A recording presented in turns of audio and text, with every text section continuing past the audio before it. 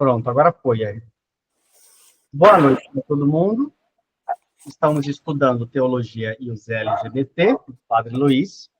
Hoje nós retomamos a partir da página 116, o Sínodo dos Bispos sobre a família e seus desdobramentos. Alguém pode começar a leitura, por favor? A gente vai hoje até onde a gente conseguir ir, tá? Porque não faltam tantas páginas assim, mas eu acho que a gente termina hoje. Força na peruca, gente. Vamos lá.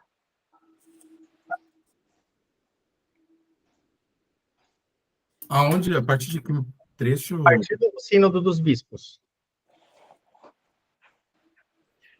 Lá no primeiro ano do pontificado de Francisco, em 2013, foi convocado o Sínodo dos Bispos para tratar da família e seus desafios atuais, dando início a um período rico e criativo. A mensagem cristã nos campos da sexualidade e da família tem uma grandeza e uma beleza inegável, mas também problemas e questionamentos inevitáveis. Quer falar alguma coisa? Em certos pontos, há uma notável disparate entre o ensinamento da Igreja e a vida da maioria dos fiéis. No questionário preparatório dos sínodos enviado a todas as dioceses católicas do mundo, perguntava-se, entre outras coisas, que atenção pastoral se pode dar às pessoas que escolherem viver em união de mesmo sexo, e caso adotem criança, o que fazerem para transmitirem a fé.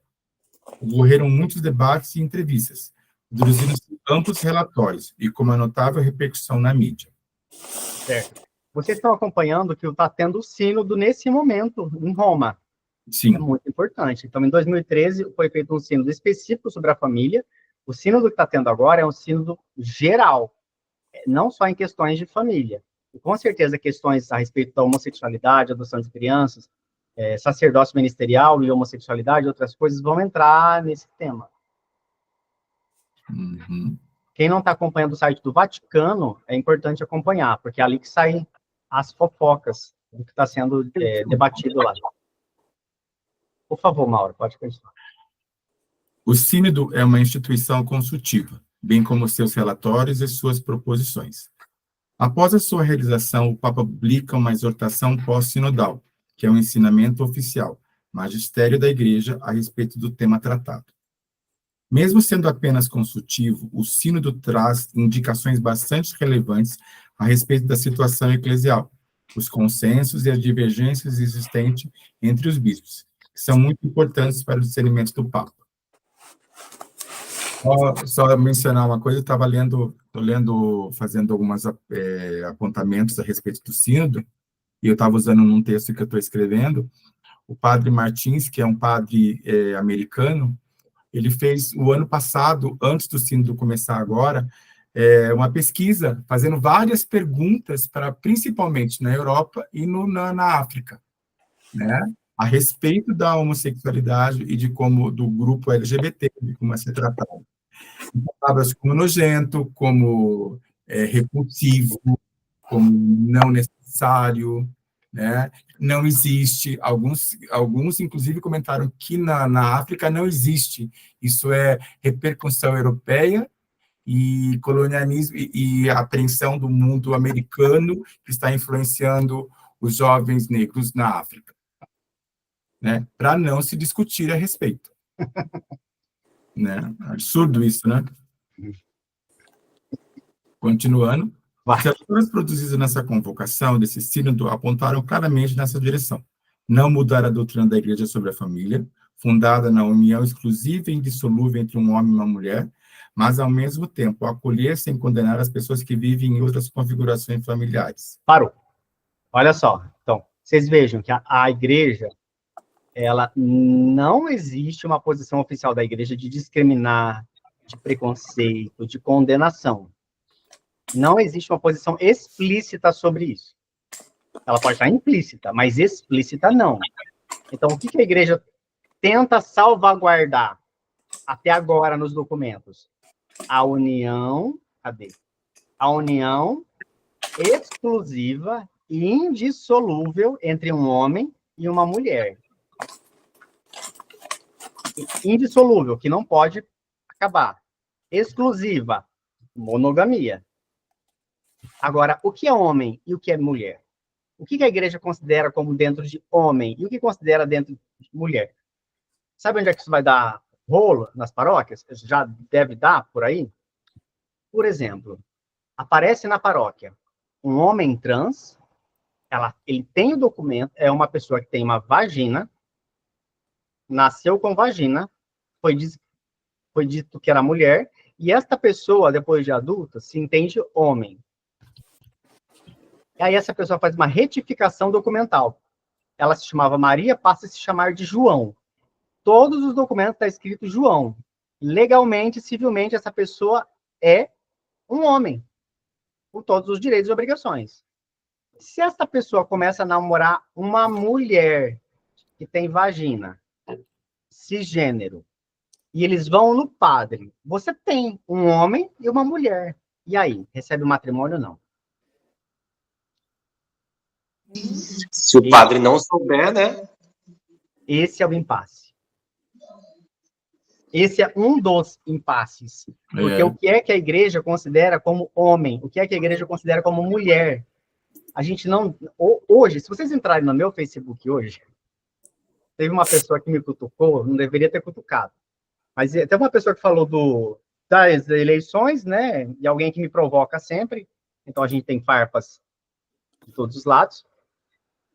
A gente se respeita, né? Mas tem umas treta de vez em quando.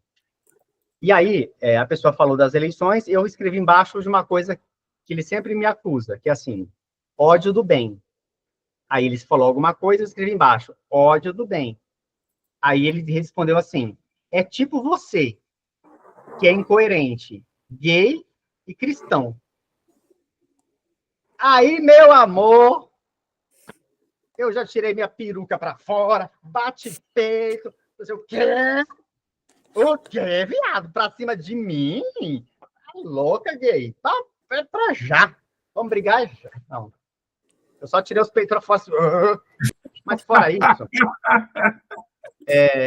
vamos conversar, porque é uma oportunidade.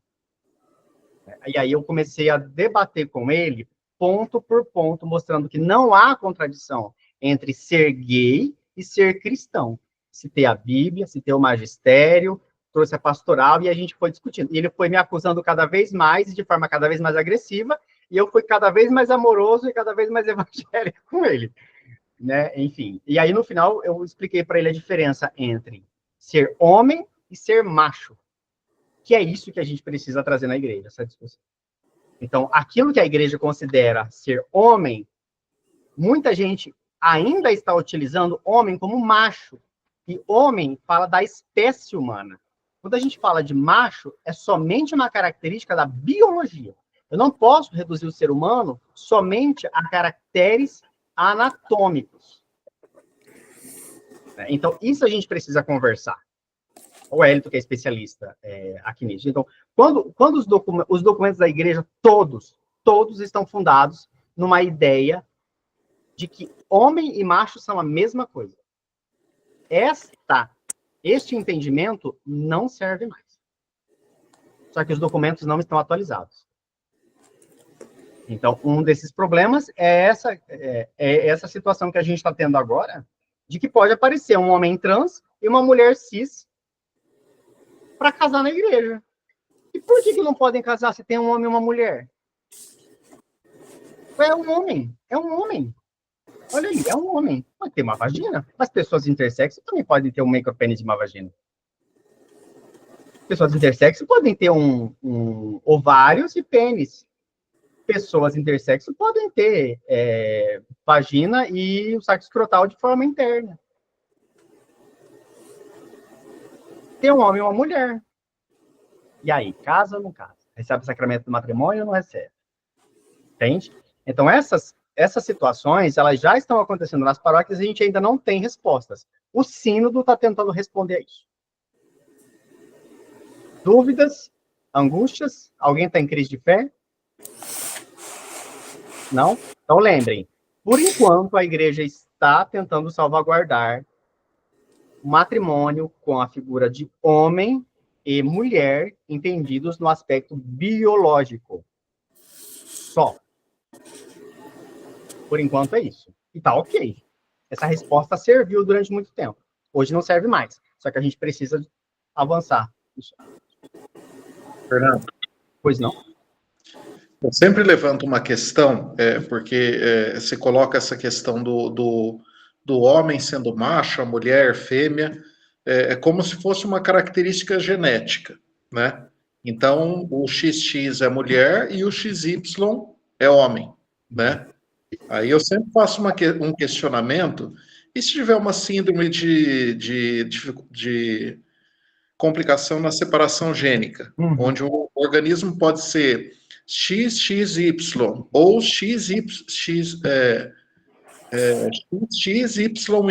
que são as síndromes de Turner, de Klinefelter, que altera até a configuração fenótipa da pessoa, né?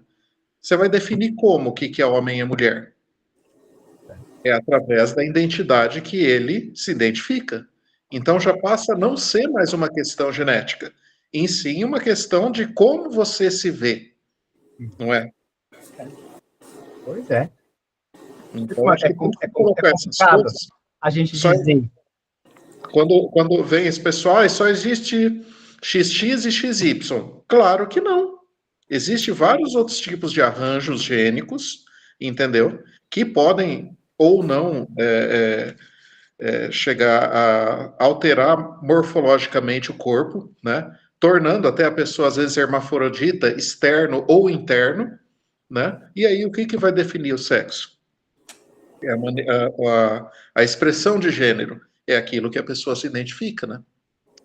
Então, os teólogos, eles estão tentando mudar a ótica, não mudar o conteúdo teológico, mas mudar o jeito de olhar para essa teologia, falando que o sacramento do matrimônio revela o amor de Deus por pessoas, não por características físicas. E com isso eu consigo garantir a sacralidade do matrimônio. Se tem duas pessoas que se amam, é mesmo necessário obrigatoriamente e ter questões genitais envolvidas? Quantos casais que se casam e não tem mais relação sexual genital? Casais héteros. Casam em segunda união, terceira união, porque estão na terceira idade e aí não querem um parceiro, uma parceira e não tem relação sexual. Aí não tem sacramento, então? Você vê que o sacramento, a base do sacramento do matrimônio, ele não é biblicamente forjado, cravado, desenvolvido em base anatômica, mas em base de amor, de conjugalidade, o amor entre pessoas que se amam. E isso independe de genital. Fernando, esse final de semana foi o evangelho, né? Foi esse evangelho Foi. todo. Aff. Eu vi cada coisa de um padre. Ai, Jesus. Fora que o povo, Vai, fala. fora que o povo, assim, pega essas missas, aí eles gravam e me mandam. Mas olha, eu fiquei bem surpresa com o meu pároco. Ele, na verdade, a semana toda passada, nós tivemos a semana do São Francisco, e eu acho que eles estudaram bastante, assim, para falar os convidados. No ano anterior, tinha sido falado muita bobagem, assim, mesmo, assim, todos os níveis. E esse ano foi trabalhado Francisco e a amizade social. Então, eles fecharam muito bem, assim, tanto na questão familiar, como dos enfermos, tudo, assim, as falas foram, assim, bem amplas e abrangentes, assim. E aí, para fechar, a hora que eu comecei a ouvir o evangelho, eu falei, pronto, tivemos uma semana tão legal, né, e agora... Mas acredita que ele conseguiu fazer uma homilia, assim, eu fiquei muito, muito impressionada. Foi muito boa mesmo. Tem que elogiar mesmo. Tem que valorizar. Ele contextualizou tudo, colocou assim a questão do patriarcalismo, né? Muito contextualizado. Daí falou da questão do divórcio, mas assim explicando lá atrás como era, né? E agora como é. Eu fiquei bem impressionada. Que bom. Foi bonito de ver. Vamos mais um pouco, Mauro?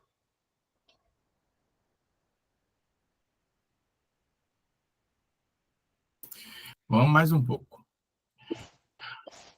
O valor desse processo, além dos termos normativos, é debate aberto na igreja acerca das questões de sexualidade, família, gênero e bioética como nunca se viu nas últimas décadas.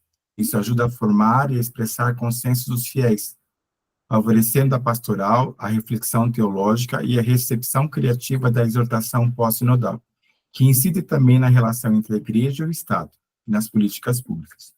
No encerramento da Assembleia do Sínodo, o Papa fez um balanço bem realista das divergências entre os bispos. Aquilo que parece normal para um bispo de um continente pode resultar estranho, quase um escândalo, quase, para o bispo do outro continente. Aquilo que se considera violação de uma direção de uma sociedade pode ser preceito óbvio e intocável no outro. Aquilo que para alguns é liberdade de consciência, para outros pode ser só confusão. Na realidade, as culturas são muito diferentes entre si e cada princípio geral, se quiser ser observado e aplicado, precisa ser inculturado. Complicadíssimo, né? Exemplos em torno disso. Por exemplo, quando eu estive em Roma, eu conheci dois padres indianos, famílias indianas. Não sei se vocês sabem, mas as famílias indianas, elas são formadas por castas. Então, você nasce numa casta, você não pode se misturar com pessoas de outra casta. A casta que nasceu rico vai morrer rico, nasceu pobre vai morrer pobre. É o destino, não se encontram. E aí, em Roma, eu conheci dois padres indianos, um de uma casta rica e um de uma casta pobre, que não rezavam missa juntos. Quando um estava, o outro não estava. Por quê? Questões culturais. Eles resolveram, apesar do cristianismo, dizer que todo mundo é igual, estamos numa mesa redonda, todo mundo está no mesmo nível, só que a história de vida deles faz eles se sentirem mal durante a celebração, sabendo que tem alguém de outra casta. Então, isso não diz respeito ao evangelho, isso diz respeito a questões pessoais da cultura de onde eles vieram. Então, eles têm que lutar para reaprender outra forma de um olhar para o outro. Então, os dois já tinham conversado sobre isso, os dois falavam sobre isso tranquilamente, só que era um jeito de que os dois não se sentiam bem, e eles estavam fazendo um processo para que ambos conseguissem estar na mesma mesa juntos. Isso parece um absurdo, né, quando a gente olha aqui, só que para eles isso é muito sério. E se a gente não olhar para a cultura deles de uma forma, com os óculos deles, a gente vai julgar e vai condenar aquilo. E a gente não pode, é isso que o Papa está dizendo aqui. Em um continente, pode ser que determinada questão é um tabu, na outra, não. A gente tem que olhar a cultura e o evangelho com os óculos daquela cultura. O padre Martin, nesse texto que eu estou trabalhando, ele fala o seguinte, que ele conversou com várias pessoas lá da África, lá a bigamia é natural. Lá a cultura trata a bigamia como algo supernatural. Né? E eles estavam trazendo isso para o sínodo. Eles estavam trazendo essa discussão para se trabalhar, como trazer as famílias com múltiplos casamentos para dentro da igreja. Né? Porque muitos pediam para estar dentro da igreja e não podiam por causa dessa múltipla. Né? E para eles discutir isso é uma coisa super tranquila. Quando você entrava no mundo LGBT, eles literalmente não falavam porque não era da realidade deles. Uhum. Né? A gente tem que ter essa paciência aí. Tem que ter mesmo. Pode continuar? Pode, por favor. As exortações pós-sinodais são elaboradas a partir dos consensos alcançados nas assembleias sinodais. O magistério da Igreja, em nível universal, deve levar em conta os diferentes contextos de continentes e países. A tarefa de articular convergências e chegar a um denominador comum é complexa e difícil. O Papa Bento XVI relatou a missão que recebeu quando era cardeal, no tempo de João Paulo II, de coordenar o trabalho dos bispos para elaborar o catecismo da Igreja Católica. O livro deveria mostrar em que a Igreja hoje crê e como se pode crer razoavelmente. Ele confessa que ficou assustado com essa missão e duvidou que isso fosse exequível.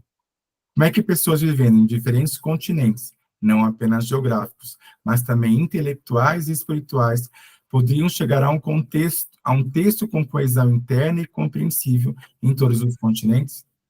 Ele considera um prodígio o cumprimento dessa missão. Bento XVI, 2011, páginas 6 a 7. Diante da complexidade de se obter consenso e, ao mesmo tempo, de se respeitar diferenças, o magistério universal não diz tudo a respeito de um assunto e tende a ser cauteloso nas inovações. Beleza. O que é importante? Nesse parágrafo, o que é mais importante é a primeira frase e a última. Pode sublinhar. As exortações pós-sinodais, quer dizer, os documentos sinodais, são elaborados a partir de consensos alcançados nas assembleias. Não é consenso alcançado entre a CNBB do Brasil. Não é consenso alcançado entre 3 ou 4 bispos. É consenso alcançado em assembleia dos bispos. É o conjunto dos bispos que define. E aquilo que está definido pelo conjunto dos bispos tem força de lei. Não aquilo que um bispo em particular pensa. Por exemplo, vamos imaginar, essa semana eu vi na televisão que era aniversário de Dom José Maria Maimone, que é o bispo da Maria José e da Viviane.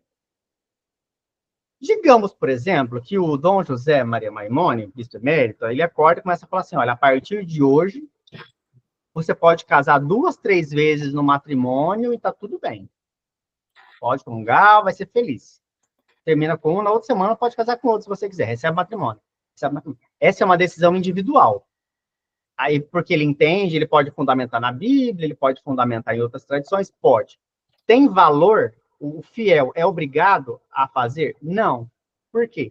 Porque é uma decisão particular deste bispo. Não tem força de lei. Quem define lei religiosa na Igreja Católica é a Assembleia dos Bispos reunida. Isso é importante. Então, a gente... o padre X pode autorizar? Não pode. Ele pode, por questões pastorais, de forma individualizada, singularizada, mas não de forma geral. O padre não pode chegar na missa e dizer assim, ó, a partir de hoje, quem está em segunda união, todo mundo pode vir aqui comungar. Ele não pode fazer isso. No particular, talvez ele possa, da caridade pastoral, se conhecer os casais, questões de exceção e outras coisas. Mas ele não pode falar publicamente. Então, as definições dos bispos são feitas em assembleia. Por isso, então, tem que ter muita cautela, que é isso que está ali na última frase. Por isso que demora tanto para que se tome uma decisão que, às vezes, é urgente. Cautela. Mauro. A exortação do Papa sobre a família foi assinada no dia de São José, 19/3/2016. Na liturgia católica é patrono da Sagrada Família, composta por Jesus, Maria e José. O Amoris Laetitia é uma ampla dissertação, partindo da premissa de que a alegria do amor vivido nas famílias é também júbilo da Igreja. A força da família reside essencialmente na sua capacidade de amar e ensinar a amar. Muitas situações e questões contemporâneas são contempladas, lançadas às luzes sobre a família concreta. A exortação está longe de ser um texto doutrinário, abstrato e frio. A grande novidade está na forte sensibilidade pastoral, com matrizes muito cuidadosas na aplicação da doutrina. Para o Papa, nem todas as discussões doutrinárias, morais e pastorais devem ser resolvidas com intervenção do magistério. Ponto. Para o Papa, sublinha, para o Papa, nem todas as decisões são decisões dos bispos. Olha que coisa maravilhosa. O Papa está falando assim, você que é leigo na paróquia, você tem importância, a sua palavra é importante, a palavra dos padres é importante, a palavra da Dona Maria, que mora lá no último bairro da sua paróquia, é importante. Então, o Papa está dizendo assim, ó, tem coisas que os bispos não entendem. Os bispos vão pedir opinião dos leigos, dos teólogos, da ciência, das ciências, de todos eles juntos. Isso é importante, gente. Você vê como o Papa está dizendo, a decisão final, o Papa está dizendo, eu tenho coisa que eu não sei. Tem coisa que é de vocês. Vamos lá, pode continuar. Naturalmente, é necessário na Igreja uma unidade de doutrina e praxis, mas isso não impede que haja diferentes maneiras de interpretar alguns aspectos da doutrina ou algumas consequências que delas decorrem. Em cada país ou região, pode-se buscar soluções mais enculturadas, atentando às tradições e aos desafios locais. Francisco faz um forte alerta contra o ímpeto moralista, que muitas vezes reina em ambientes cristãos e na hierarquia da Igreja Católica, visando fomentar o devido respeito à consciência e à autonomia dos fiéis. Nos custa dar espaço à consciência dos fiéis, que muitas vezes respondem o melhor que podem ao Evangelho no meio de seus limites. São capazes de realizar o seu próprio discernimento perante as situações onde se rompem todos os esquemas. Somos chamados a formar as consciências e não pretender substituí-las. Nessa mesma linha, a formação moral das novas gerações deve realizar-se de forma indutiva, de modo que um filho e uma filha possam chegar a descobrir por si mesmo a importância de determinados valores, princípios e normas, em vez de impô-los como verdades indiscutíveis. Em toda e qualquer circunstância, perante quem tem dificuldade de viver plenamente a lei de Deus, deve ressoar o convite para recorrer ao caminho do amor. A caridade fraterna é a primeira lei dos cristãos, conforme o mandamento de Jesus. Amai-vos uns aos outros como eu vos amo. João 15:12. Ele constituiu a plenitude da lei, Gálatas 5:14. Sem diminuir o ideal evangélico, deve-se acompanhar com misericórdia e paciência das possíveis etapas de crescimento das pessoas que se constrói dia a dia. A misericórdia do Senhor nos incentiva a praticar o bem possível. É preciso abrir o coração aos que vivem nas mais variadas periferias existenciais. Os pastores são convidados a escutar com carinho e serenidade, com o desejo sincero de entrar no âmago do drama das pessoas e compreender o seu ponto de vista, para ajudá-las a viver melhor e reconhecer o seu lugar na igreja. Não se pode dizer que todos os que estão numa situação chamada irregular vivem em estado de pecado mortal, privados da graça santificante. Beleza. Graça santificante é a graça ordinária, é a graça convencional, a graça comum dos fiéis. É aquela graça que Deus manda para a gente todos os dias. É a bênção diária. Então, o Padre Luiz está dizendo, o Padre Luiz e os bispos estão dizendo o seguinte: nem todo pecado vai fazer a pessoa morrer. Nem todo pecado é um pecado mortal. Os pecados, eles têm, para a Igreja Católica, uma hierarquia, conforme as suas consequências. Então, hoje a pessoa que me cutucou lá no... Eu vou mandar para vocês o link depois.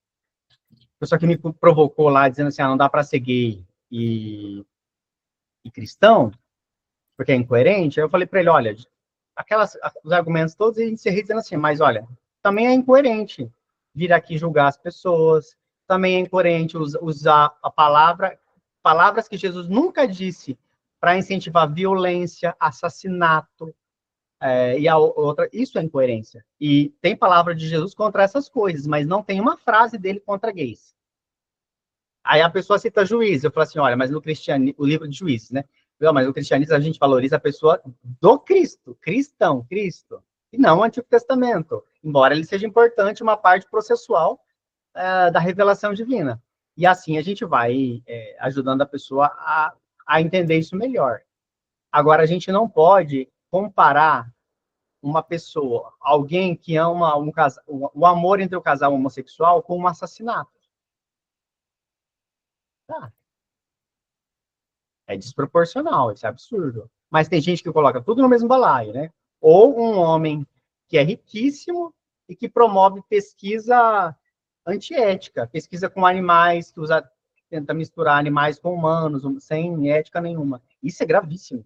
Não dá para comparar com um namoro de 2 lésbicas, por exemplo. Tá. Então, tem pecados mais graves. Mesmo nos morais. Tem. Beleza, pode continuar, Nó. Um pastor não pode estar satisfeito apenas com a aplicação da lei moral aos que vivem nessa situação, como se fossem pedras atiradas contra a vida das pessoas. Por causa de condicionamento ou de fatores atenuantes, pode-se viver na graça de Deus, amar e também crescer na vida da graça e de caridade, recebendo para isso a ajuda da igreja, que inclui os sacramentos. Por isso, Deve-se lembrar ao sacerdote que o confessionário, onde comumente se ministra o sacramento da penitência, não é uma sala de tortura, mas o lugar da misericórdia do Senhor. A Eucaristia não é um prêmio para os perfeitos, mas um remédio generoso e um alimento aos que necessitam. A questão do acesso aos sacramentos dos quais vivem em situação irregular, sobretudo os divorciados e recasados, foi bastante polêmica desde a convocação dos sínodos. Há décadas que fiéis, pastores e teólogos buscam soluções para isso. O Papa não dá uma solução taxativa e abrangente, mas abre o caminho aos pastores para que, no acompanhamento dos fiéis e no respeito aos seus discernimentos, possam ministrar os sacramentos. As considerações sobre os fiéis em situações irregulares aplicam-se também aos que vivem em outras configurações familiares, com pais não casados e uniões homoafetivas. Beleza. Olha que parágrafo bonito, né? O Padre Luiz dizendo que existem situações pontuais, existem contextos que precisam ser considerados. A igreja já faz isso em relações de segunda união, né? O padre pode autorizar, olha, eu autorizo, eu conheço esse casal, é um casal que se ama, participa da comunidade, tudo. Esse mesmo princípio, ele pode ser aplicado para relacionamentos homossexuais. Isso é polêmico. Alguém tem alguma dúvida? Quem é que pode fazer isso? A primeira pessoa que se autoriza a fazer isso é a própria pessoa. Então, se um casal gay, homo, masculino ou feminino, quer comungar, a própria pessoa precisa se autorizar. Depois ela procura o padre, fala, padre, eu tenho essa situação, sou uma mulher lésbica, sou um homem gay, vivo com a minha noiva, vivo com o meu noivo, tá participando da comunidade, isso aqui, me sinto desconfortável, o que o senhor acha? Evidentemente, um padre vai acolher e vai dizer que sim, pode comungar à vontade, porque o padre conhece. Mas alguém conhece algum padre que já deu essa autorização? Eu já fiz isso 200 vezes, pelo menos, por mês. O padre, na verdade, a palavra do padre não é que ele autoriza, essa palavra ela é metafórica, né? Porque quem autoriza é a própria pessoa. Agora, tem algumas pessoas que se sentem melhor se o padre souber, e se o padre souber o contexto onde está acontecendo. Por quê? Porque depois vai chegar um ministro, vai chegar alguém outro e dizer assim, padre, olha lá, aquela mulher, ela é lésbica. O senhor deixa ela comungar? Não é papel do padre dizer, ser alfândega da Eucaristia. Pode, não pode. Entra, não entra. Vai, não vai. Isso é um papel de cada um, individual. Mas ele pode, por exemplo, né, na hora da comunhão, a pessoa vai lá para receber e na hora ele negar? Pode. Isso pode, não só ele, qualquer ministro pode fazer isso. Em que situações? Se a pessoa que estiver indo receber a Eucaristia estiver bêbada, drogada, não consciente de si, ou tiver pecados públicos graves. Por exemplo, matar, assassinato, exploração de crianças. Mas no caso, por exemplo, desse, né, vai uma pessoa homossexual lá para comungar, o padre sabe, não houve essa conversa antes, e na hora o padre pode negar também a essa pessoa? O padre não vai fazer isso. Não. O padre, é muito pesado quando um padre nega o Eucaristia. É muito pesado. Isso tem um simbolismo muito forte. Então, os padres não fazem isso. Que às vezes acontece, e aconteceu muitas vezes comigo, ou em outros lugares, é aparecer alguém, por exemplo, eu vou falar porque a gente sabe que acontece por aí no mundo todo, né? Pessoas que querem pegar a Eucaristia, finge que põe na boca, não coloca na mão, cospe, põe na mão e depois leva para o centro de macumba. Eu não tenho nada contra macumba, inclusive eu frequento macumba, tenho clientes macumbeiros e não tem problema nenhum com isso. Mas tem gente que tem da macumba de um lado ou de outro que é ruim. E aí, nesse caso, se o padre sabe disso, quando eu fui rezar uma missa lá na sede de São Paulo, Na sede de São Paulo, aparece gente da Torre de Babel, de todo tipo de gente. E realmente tem pessoas que vão lá rezar toda de preta. Assim, visivelmente é uma pessoa que trabalha com questões religiosas obscuras, né? E aí a pessoa queria Eucaristia, eu não dei. Mas eu estava vendo visivelmente, entende? Colares, roupas estranhas, ali. Se eu não tenho certeza, pelo menos eu dava, né? Hoje eu não faço mais isso. Mas o padre vai, se ele não tem certeza, ele acaba dando. E aí fica sobre a responsabilidade de Deus. Deus sabe o que faz. Aqui, olha, o padre está agindo com caridade. A maioria dos padres autoriza. Eu desconheço que algum padre tenha desautorizado diante de uma pessoa que vem com o coração aberto e humilde. A nossa orientação recebida é sempre para acolher e respeitar. Porque a decisão final é do fiel, não é do padre. Ô, Fernando. Pode autorizar e o fiel não quiser? Pode. Mas é uma questão psicológica já. Não é mais religiosa. Fala, Leandro. Aconteceu, por exemplo, quando a gente faz aquelas missas de formatura, né? E aí, por exemplo, vai a sala toda convidada. E eu me lembro que eu tinha uma amiga que era evangélica, então ela não fez nenhum tipo de sacramento, crisma, catequese, nada disso. E na hora da Eucaristia, ela perguntou para mim se ela poderia ir. E aí eu respondi prontamente que acreditava que sim, mas dentro de mim eu pensei, e se o padre, na hora que de repente, né, conhecer, souber, enfim, porque o padre era próximo, né, da gente, sabia que ela era evangélica também, porque já era nossos amigos também, o padre era um padre nosso amigo, era inclusive meu diretor espiritual na época.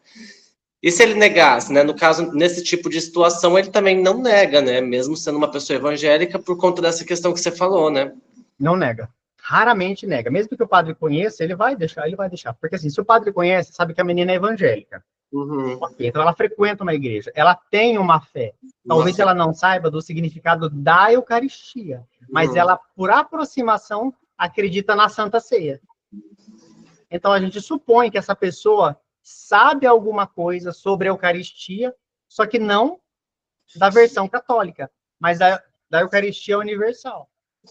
Então, você dá por pressuposto que isso acontece. Então, a orientação oficial é não negue. A pessoa tem fé.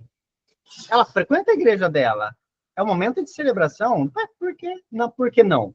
Agora, isso pode escandalizar alguns? Pode, mas o padre que se vire depois para explicar isso para as pessoas. O padre não é obrigado a explicar nada. Justificar. Uma coisa muito interessante que acontecia. Quando eu era padre de Marialva, aqui, tinha uma pessoa com um problema celíaco. Então, ela não podia comer o pão, porque o pão tinha glúten. Pipocava todo o braço. Então, essa pessoa, ela trabalhava muito fora, então, toda vez que ela vinha comungar, ela só comungava do sangue de Cristo. Então, ela subia no altar, no presbitério, eu oferecia o cálice para ela, ela tomava. Aí vinha as véias me encher o saco, porque eu dava o sangue de Cristo na boca da pessoa com o cálice, para o povo não. Né? Então, isso acontece muito. Aí, um dia na missa, eu tive que explicar. Eu falei, gente, olha, de vez em quando vem uma pessoa aqui, por causa disso, é uma pessoa celíaca, ela não pode pegar a Eucaristia da parte do povo, porque tem glúten.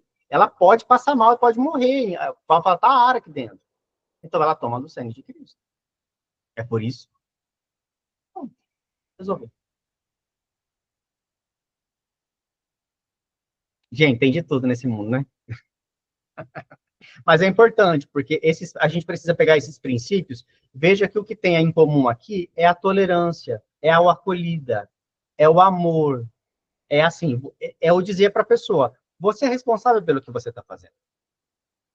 Eu nunca vou esquecer, olha, Jesus sabia que ia ser traído e não negou a Eucaristia para Judas. Lavou o pé dele ainda por cima. Oi, Mauro? E lavou o pé dele ainda por cima. Lavou o pé dele. Dorme com isso hoje. Jesus não fez alfândega de Eucaristia. Lavou o pé do traidor, deu a Eucaristia na mão do traidor. Na mão. Ele fez isso tanto com Judas quanto com Pedro, né? Sabendo que perfeito. ambos iam fazer, né?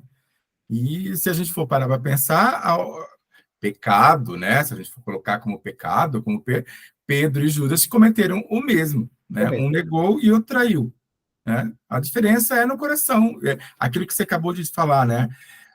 Como a pessoa se porta, como é a vida dessa pessoa, né? E a gente olha para determinadas situações, você pensa, puxa, eu lembrei, não sei se você sabe, eu esqueci o nome dela, agora eu lembro o nome da menina. Existe uma mãe aqui em Curitiba que ela é mãe de uma criança trans, que é a Ágata, e eu fui numa entrevista que ela fez, né? E uma coisa que eu achei muito interessante é que agora a Ágata vai fazer, eu não sei se ela vai fazer ou fez a primeira comunhão, né? E em Curitiba, ela foi em várias paróquias, com a documentação da Ágata, com tudo bonitinho, com tudo certinho, e os padres não aceitaram que ela fizesse a primeira comunhão. Ela está fazendo a primeira comunhão numa região metropolitana, aonde ninguém sabe que ela é uma criança trans. Se eu fosse ela, eu processava o bispo. Meu Deus, tá gravado. Depois eu apago essa parte. Mas por quê? Mas a gente tem que entender também, né? Tem todo lado. E uma coisa que, tudo que a gente está conversando aqui, uma coisa que sempre me vem à mente, né? Gente, em momento nenhum o amor é colocado em voga, né? Em todo momento que é colocado em volta é o que eu acho, o que eu penso, o que me dá na telha, você entende? Eu não gosto disso, eu não apoio, né? O que a Erika Hilton esses dias atrás fez com aquele bolsonarista foi exatamente isso, né? Nós estamos numa comissão onde o que o senhor acha não interessa. O que o senhor acha dentro da sua casa, o senhor acha dentro no meio daqueles que concordam com o senhor. Aqui nós estamos falando de lei, nós estamos falando de sociedade, pessoas que merecem respeito. Sabe? E se a gente tivesse só um pouquinho desse bom senso, só um pouquinho, sabe? Mas eu olhando para o resultado, infelizmente, das nossas eleições, a gente vê que o nosso povo, né, que titularmente é um povo extremamente religioso, é um povo de um preconceito incrustado, assim, que me deixa dolorido, sabe? É triste de ver. Não são os políticos. Eles estão representando realmente pessoas da população que pensam daquela forma. Nos comentários aqui, o Padre Hélito dizendo, o Padre Júlio autoriza com todo amor, a Michele, no meu caso, o padre da minha paróquia autorizou, em outra paróquia, o outro padre não se negou. Porém, depois da missa, veio falar que não poderíamos e blá, blá, blá. E deu o maior sermão. Eu não vou comentar porque eu faço parte desse clero. É daqui, né? Então, fica quieto. Vamos mais para frente? Vamos. As ressalvas da alta hierarquia católica nas últimas décadas sobre a ideologia de gênero também estão contempladas no relatório final do Sínodo e ratificadas na exortação pós-sinodal. Afirma-se que essa ideologia nega a diferença e reciprocidade natural de homem e mulher, prevê uma sociedade sem diferenças de sexo e esvazia a base antropológica da família. Essas ideologias levam a projetos educativos e diretrizes legislativas que promovem uma identidade pessoal e uma intimidade afetiva radicalmente desvinculada da diversidade biológica entre homem e mulher. A identidade humana é determinada por uma opção individualista que também muda com o tempo. Preocupa o fato de algumas ideologias desse tipo que pretendem dar respostas a certas aspirações, por vezes compreensíveis, procurarem impor-se com um pensamento único, determina até mesmo a educação das crianças. É preciso não esquecer que o sexo biológico, sexo e função social, sociocultural do gênero, podem se distinguir, mas não separam. Esse parágrafo é muito importante, é uma citação do documento sínodo, mas o problemático aqui está na última frase, de que o sexo e o gênero não se separam. Eles nunca foram unidos, pelo menos é o que diz a ciência. Tudo isso é inventado. Tudo isso é criação humana em formas de organização. E Historicamente, a gente já estudou isso. Em sociedades diferentes, a gente já tinha organizações entre homem e mulher, e alguma coisa que não é nem homem nem mulher, é um terceiro, em outros lugares. E funcionou muito bem. Então, os mirras, ou mishas, eu não sei pronunciar nunca isso, ou os dois espíritos, aqui na América do Norte e América Latina, por exemplo. Né? Então, isso é complicado. Esse argumento hoje ele não se sustenta sociologicamente, nem antropologicamente. Teologicamente se sustenta, porque o sustento da Igreja Católica em torno desse argumento foi ela mesma que criou. Ela não aceita algo que seja diferente, pelo menos por enquanto. Vamos lá. Mais um pouquinho, Mauro. Mais esse último. Esse conjunto de proposições chamadas ideologia de gênero não é definido por um autor específico, mas se trata, sim, de um agrupamento de afirmações consideradas inaceitáveis, oriundas de mais de um autor. Algo semelhante aconteceu com a condenação do modernismo, feita pela alta hierarquia católica no início do século XX. Não havia um autor que, ao mesmo tempo, defendesse todas as proposições, então condenada sob o título de modernismo. As questões específicas da homossexualidade, por sua vez, são colocadas lembrando que a Igreja deve assumir o comportamento de Jesus. Ele se oferece para todos sem exceção, com um amor sem fronteiras. Sublinha. Jesus se oferece por todos, diz o Papa, todos, sem exceção. Sem exceção. Aquela pessoa que você não gosta, ela também. A travesti, prostituta, ela também. O Bolsonaro e o Lula, eles também. Sem exceção. As famílias que têm filhos homossexuais reafirma-se que cada pessoa, independentemente da própria orientação sexual, deve ser acolhida e respeitada na sua dignidade, evitando-se toda discriminação injusta, agressão e violência. Parou. Sublinha essa frase, coloca um coraçãozinho aí, diz assim, importante, ler e reler todo dia, escreve e coloca na porta da geladeira, coloca essa frase na carteira, guarda ela, porque vai aparecer para vocês, ou já apareceram, uma mãe ou um pai angustiado porque tem um filho gay, uma filha que é lésbica. E aí ela fala assim, mas o que eu faço? Nessa semana apareceu a notícia de que eu tenho uma pastora que tem 4 filhos, 3 se assumiram gays. Tem 4 filhos homens, 3 se assumiram gays, e ela disse que não sabe o que faz. Porque como é que a pastora tem 3 filhos gays? E aí faz o quê? Então, para a Igreja Católica, o Papa está dizendo o seguinte, para acolher. Tá aqui, cada pessoa, independente da orientação sexual, tem que ser acolhida e respeitada na dignidade. Acolher e respeitar não é expulsar de casa. Acolher e respeitar não é proibir de trazer namorado, namorada em casa. Acolher e respeitar não é usar o nome morto. Acolher e respeitar não é bater de chinelo para ver porque acha que é falta de vergonha na cara ou falta de apanhar. E por aí vai.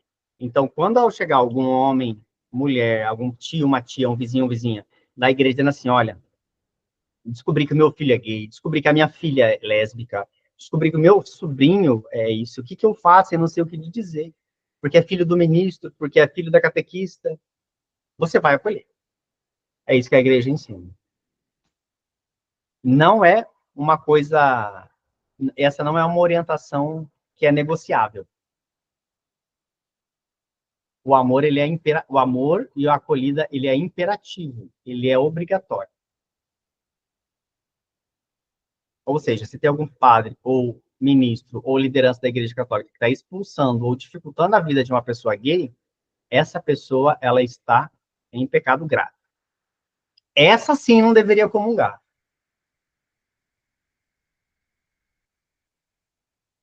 Polêmica, né? Vamos lá. Mauro.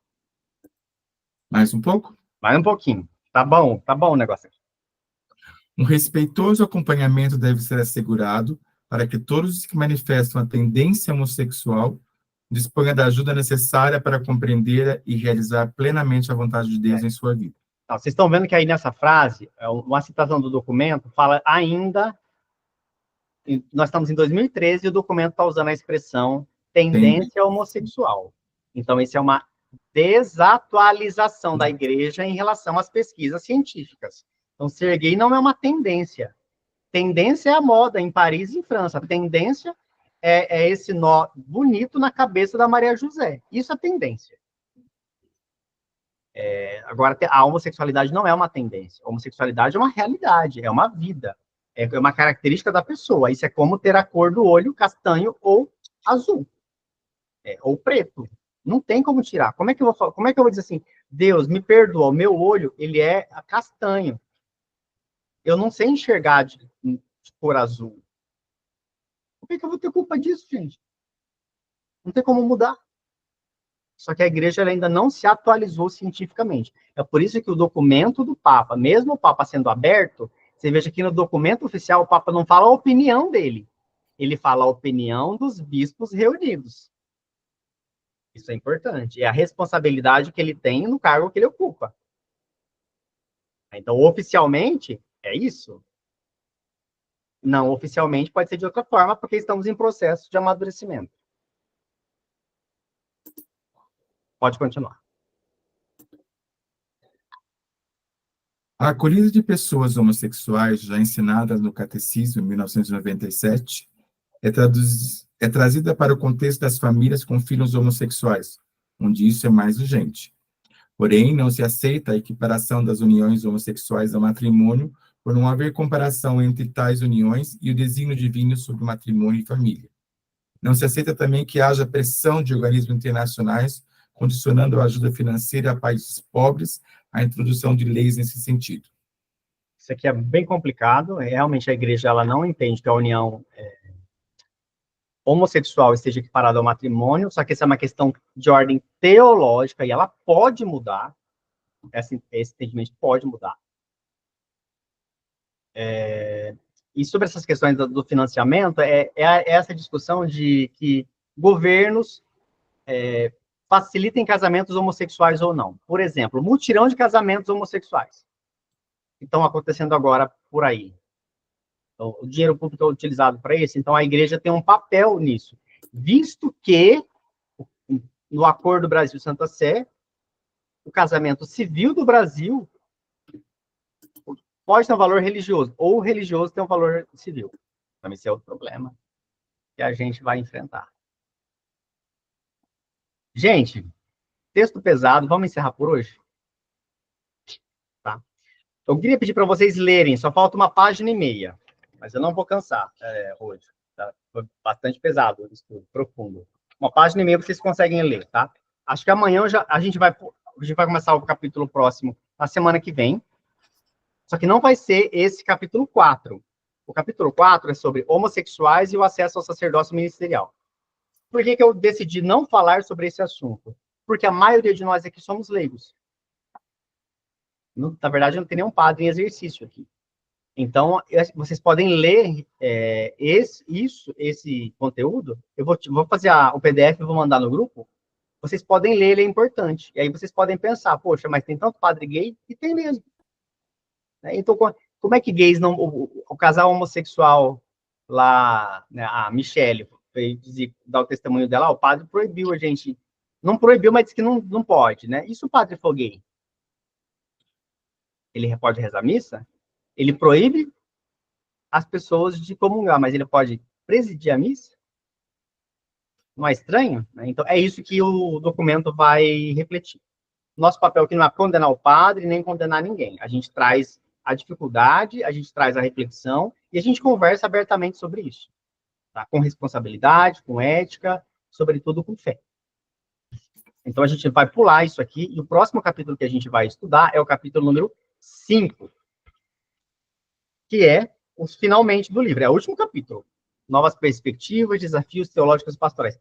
Esse capítulo, gente, é o mais leve de todos. Aqui o Padre Luiz vai dar orientações práticas do que fazer. Ó, nesse problema, acho isso. Nesse problema, acho isso. Então, não faltem, porque ele vai responder todas aquelas perguntas abertas que ficaram para trás, o Padre Luiz vai responder uma por uma. Fechou? Fechou. Beijos. Tchau. Alô, fica na paz, todo mundo.